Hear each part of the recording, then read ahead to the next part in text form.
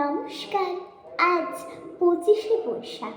কবিগুরু রবীন্দ্রনাথ ঠাকুরকে নিয়ে আমার একটি আঞ্চলিক কবিতা। কবি দয়াময় রায়ের লেখা কবিতা গড়লাউ ঠাকুর। যবেল্লে জন্মে আছি স্যাদিল্লাই শুনছি তোমার নাম, তোমার গান, তোমার কবিতা, তোমার কথা। কিন্তু কেনে তোমার তো নাম সেটা জানিলাই। স্কুল তো কোনো দিন যাইলাই, পড়ালেখা করিলাই। গায়ের স্কুলে তোমার গপ্পটা লিয়ে একটা নাটক করলেছিলাম আউলান। কিন্তু তুমি কোথা পাইলে ঠাকুর হামদের গায়ের বিটি ছাটাকে? ওর মতন কত বিটি ছা আছে হামদের গায়ে। কি নাম ছিল? নিরুপমা? না না না, নিরু নিরু হামদের বুধনি বটে। তোমাদের নিরু আর হামদের বুধনি একটাই বটে, কোনো ভিন্ন নয়।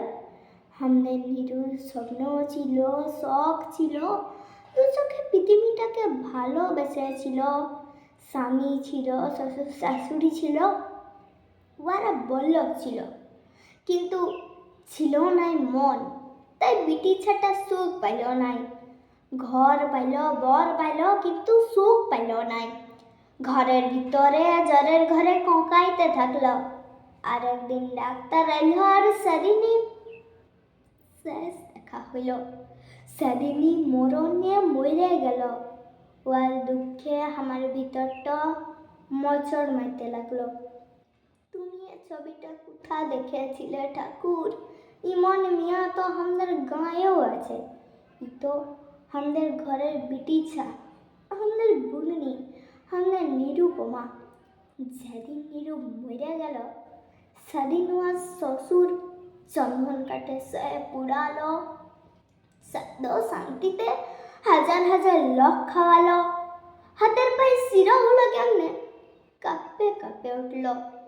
কোথা দেখেছিলে ঠাকুর এমন বুক ফাটা ছবি এঁকেছিলে? ওর বাপ মা দাদা বৌদিদের মিয়াটার লেগে কাঁদে কাঁদে চোখের জল শুকায় গেল। আর ইটো দেখে আমাদের বুকের ভিতরটা মোচড়া মারে ওদিকে উঠছে। একেবারে আমাদের ঘরের কথা ঠাকুর, একেবারে ঘরের কথা। এখন ভাবছি কেনে তোমাকে সবাই এত মানে, পূজা করে, মালা দেয়, দণ্ডবোধ করে, গড় করে। তুমি আমার গড়লাউ ঠাকুর, তুমি আমার গড়লাউ। নমস্কার।